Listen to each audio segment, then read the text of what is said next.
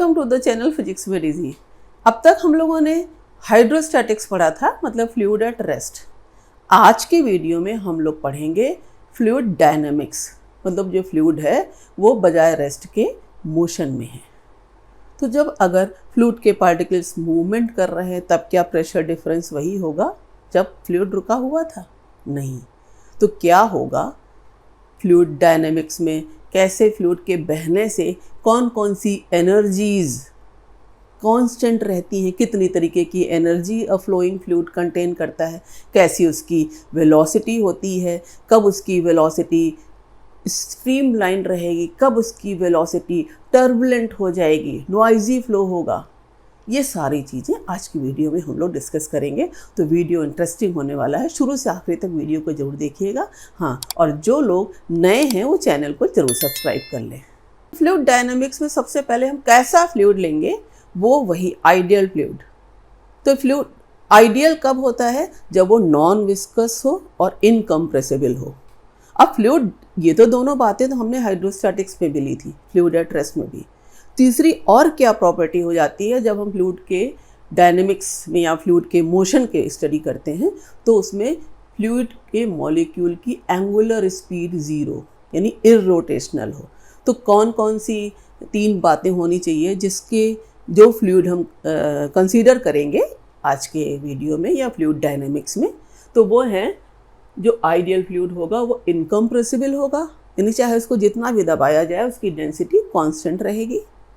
दूसरी चीज़, non viscous होगा, यही उसकी लेयर्स के बीच में फ्रिक्शनल फोर्स नहीं रहेगा।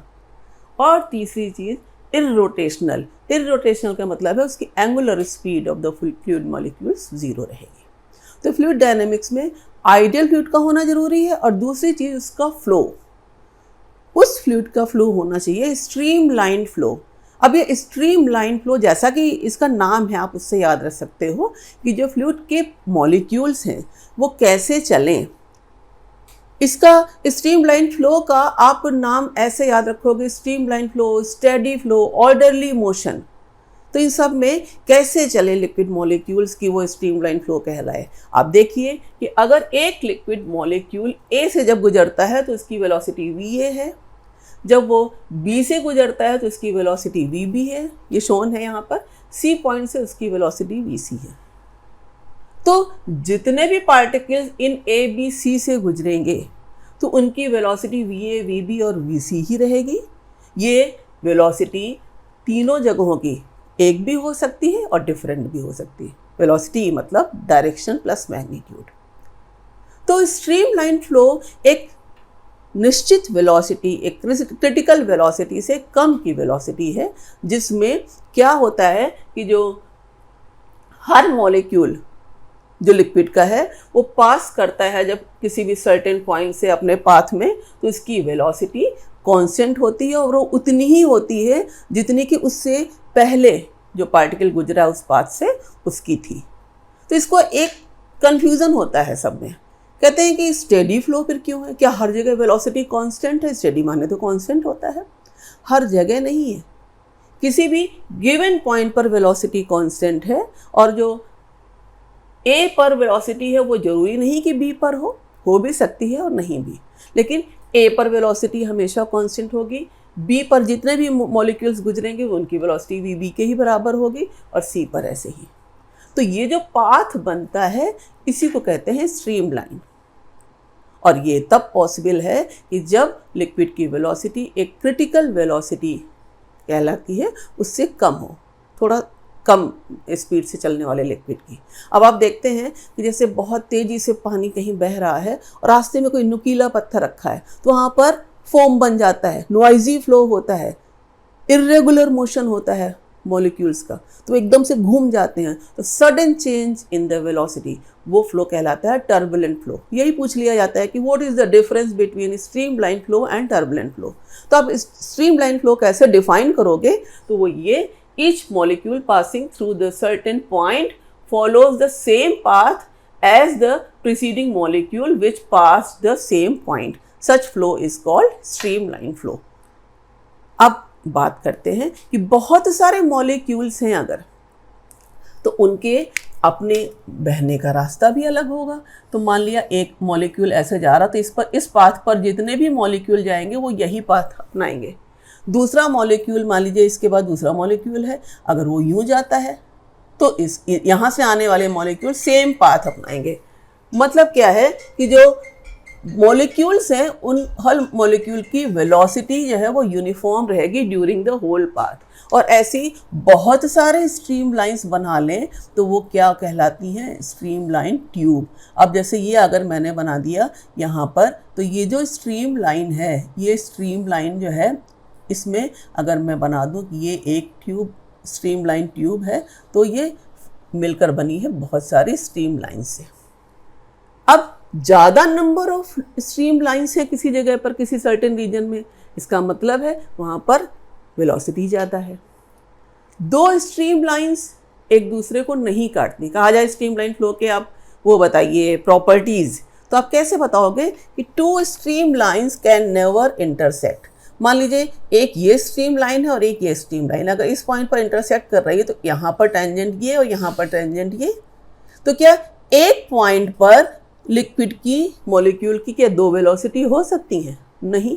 इंटरसेक्शन पर आप देख रहे हैं जो स्ट्रीम लाइन एक ऐसा पाथ है जिसके पॉइंट पर टेंजेंट ड्रॉ की जाए तो उस पॉइंट पर से गुजरने वाले मॉलिक्यूल्स के डायरेक्शन, वेलोसिटी की डायरेक्शन को रिप्रेजेंट करता है।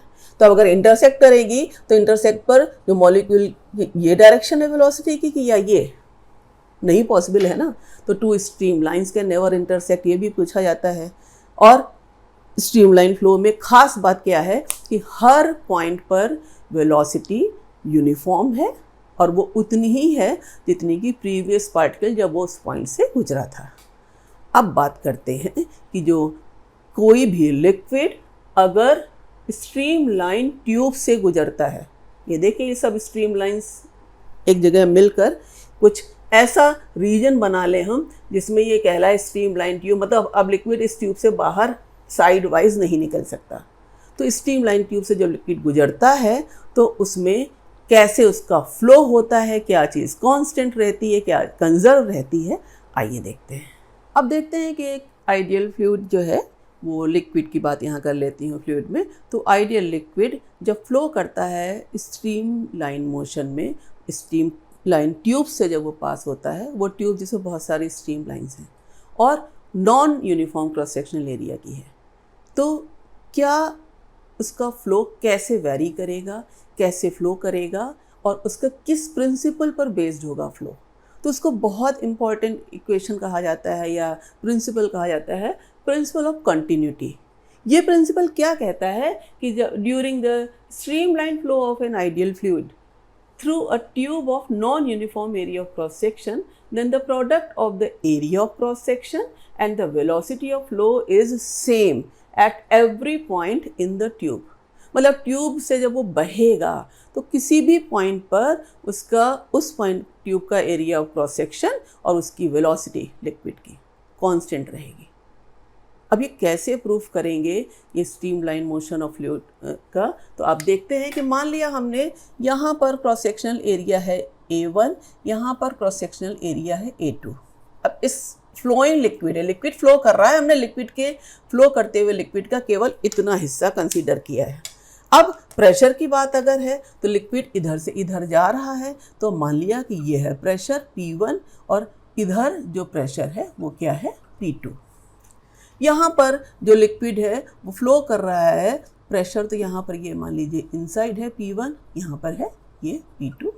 अब जो लिक्विड बाहर आ रहा है उसकी वेलोसिटी है यहाँ पर V2 और जिस वेलोसिटी से वो एंटर कर रहा है ये है उसकी वेलोसिटी V1।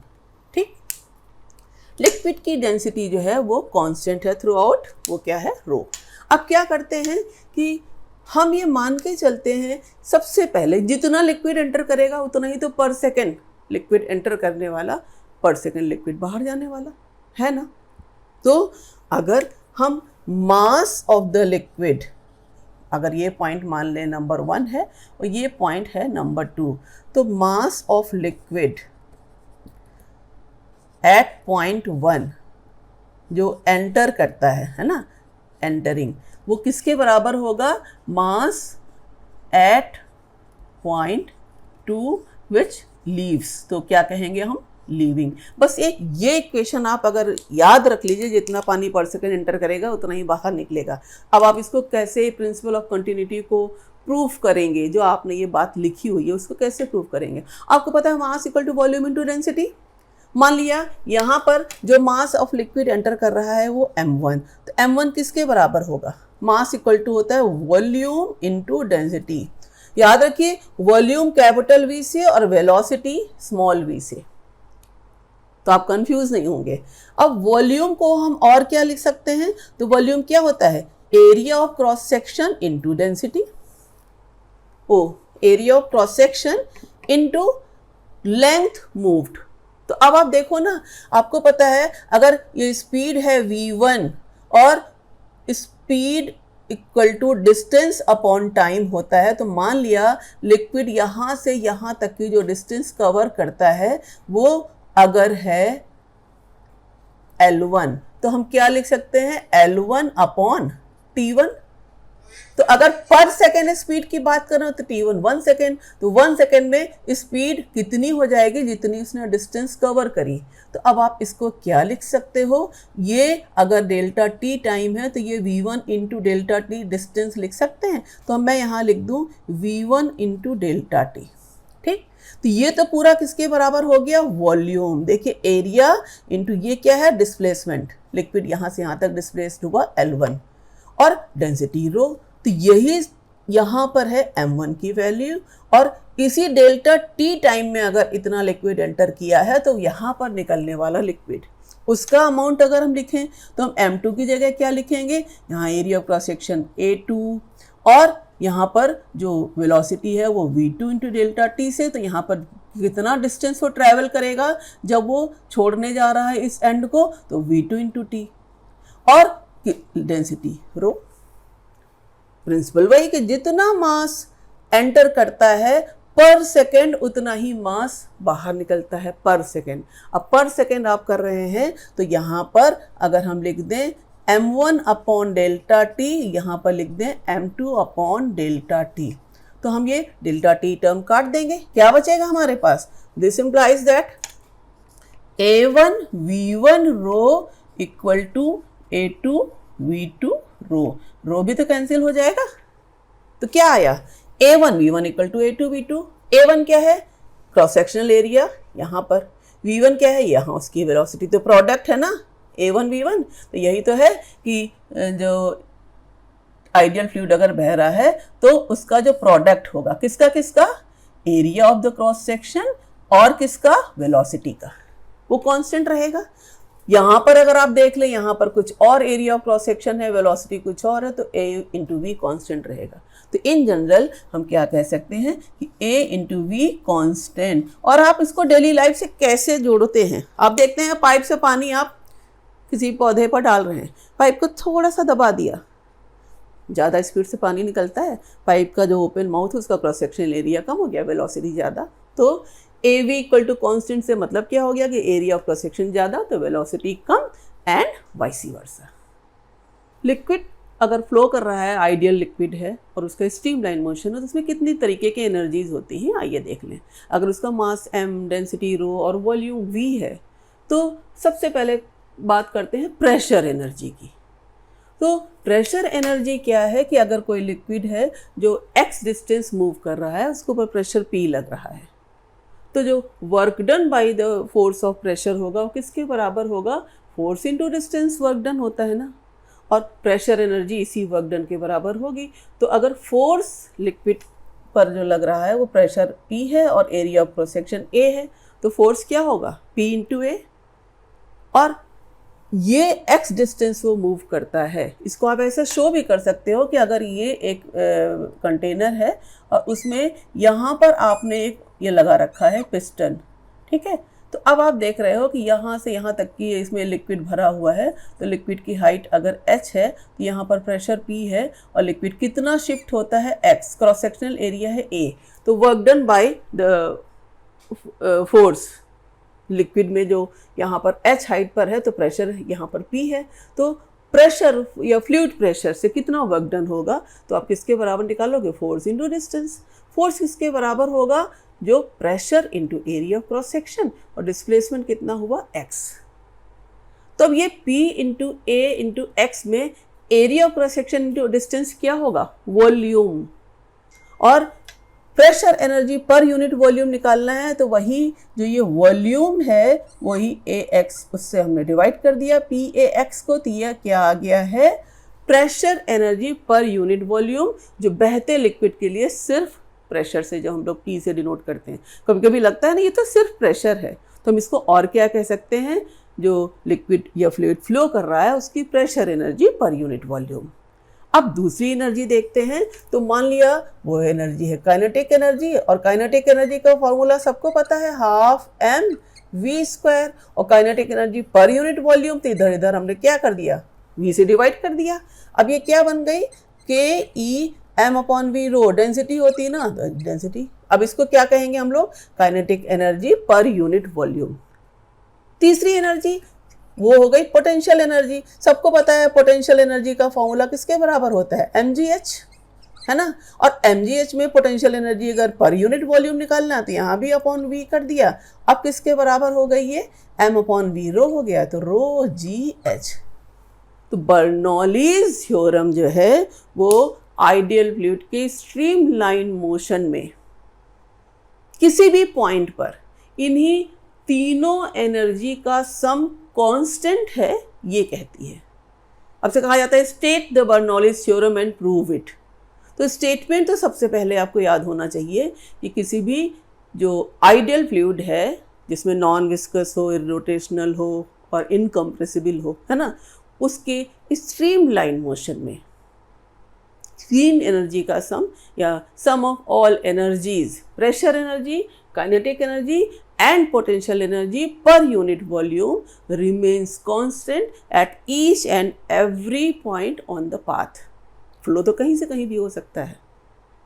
बस इसी चीज़ को कैसे आप प्रूफ करेंगे कि बहते हुए लिक्विड के लिए सम ऑफ दीज एनर्जी कांस्टेंट कैसे होगा, आइए देखते हैं। चेंज ऑफ काइनेटिक एनर्जी आप कंसीडर कर लीजिए, उसको आप निकालना है। तो अब चेंज ऑफ काइनेटिक एनर्जी का मतलब क्या होगा, चेंज ऑफ काइनेटिक एनर्जी का मतलब final kinetic energy minus initial kinetic energy. अब फाइनल काइनेटिक एनर्जी, फिर वही बात, final portion A dash B dash है ना, तो हम क्या लिखेंगे, kinetic energy of A dash B dash. इसको दो हिस्से में ब्रेक करेंगे, A डैश B से और फिर B से B डैश तक। तो क्या लिखेंगे, A dash B plus K B dash, ठीक। और इनिशियल वही आप कहाँ लिखेंगे, A से B तक, तो क्या लिखेंगे, A डैश और A डैश B, तो minus K kinetic energy of A dash plus kinetic energy of A dash B। ये क्यों लिखा जा रहा है बार बार मैं आपको बता रही हूँ, क्योंकि AB से A डैश B तक जो लिक्विड शिफ्ट हो रहा, हम लोग केवल उसकी बात कर रहे हैं। अब ब्रैकेट खोलेंगे तो अब आप देख रहे हैं कि यहाँ पर जो ये A डैश B है, A डैश B, यहाँ पर ये माइनस में कैंसिल हो जाएगा। आपके पास क्या आ गया, KB डैश, यानी फाइनल काइनेटिक एनर्जी और इनिशियल काइनेटिक एनर्जी में ये जो डिफरेंस आया है, अब आपको पता है हाफ डेल्टा M, और ये BB डैश पर स्पीड क्या है, V2, तो आप क्या लिखते हो, V2 square minus V1 square. अब बर्नौलीज थ्योरम में work done by all forces, तो हम लोगों ने work done by pressure, fluid pressure कितना निकाला था, delta M upon rho, P1 minus P2, plus work done in gravitational by the force of gravity, वो किसके बराबर आया था, डेल्टा mg, और किसके बराबर था, H1 माइनस H2। ये किसके बराबर होगा, net work done equal to change of kinetic energy, तो half delta M V2 square minus V1 square. अब आप देख रहे हैं डेल्टा M कैंसिल, और आप रो से पूरे को मल्टीप्लाई कर दो। तो सबसे पहले आप यहाँ से डेल्टा M तो मैं हटा दे रही हूँ, अब रो से मल्टीप्लाई कर देंगे, तो यहाँ पर अब क्या हो गया, ये P1 minus P2 plus rho G, bracket खोल दे रही हूँ मैं, तो H1 minus rho G H2 equal to half rho V2 square minus half rho V1 square. अब आप सारे वन सफिक्स वाले टर्म्स एक तरफ कर लीजिए। तो क्या इधर है, P1 पहले से ही है, प्लस रो GH1 ये भी पहले से ही है, और ये इधर लाएंगे इक्वल टू साइन के तो पॉजिटिव हो जाएगा। तो क्या हो जाएगा, half rho V1 square equal to, अपने आप देखिए सेकेंड ये 2 वाले सफिक्स वाले टर्म्स इस तरफ, तो P2 प्लस ये भी इधर आएगा रो GH2 plus half rho V2 square, ये आया। तो इस पॉइंट पर प्रेशर एनर्जी, काइनेटिक एनर्जी और पोटेंशियल एनर्जी का सम इक्वल टू इस पॉइंट पर, पॉइंट नंबर 2 पर pressure energy, potential energy, kinetic energy का सम। इन जनरल बर्नौलीज थ्योरम यही कहती है कि आइडियल फ्लूइड के स्ट्रीमलाइन मोशन में किसी भी पॉइंट पर तीनों एनर्जी का सम जो पर यूनिट वॉल्यूम है, तीनों एनर्जी कौन कौन सी, प्रेशर एनर्जी, काइनेटिक एनर्जी और पोटेंशियल एनर्जी, ये क्या रहेगा, कांस्टेंट। ये आपने इसे प्रूव कर दिया। आज के इस फ्लूइड डायनेमिक्स के वीडियो में हमने principle of continuity, Bernoulli's theorem कैसे प्रूव करेंगे उसके बारे में जाना। उम्मीद करती हूँ वीडियो आपको जरूर पसंद आएगा। हाँ, नेक्स्ट वीडियो में अब हम मिलेंगे एप्लीकेशंस ऑफ बर्नौलीज थ्योरम के बारे में। Thank you.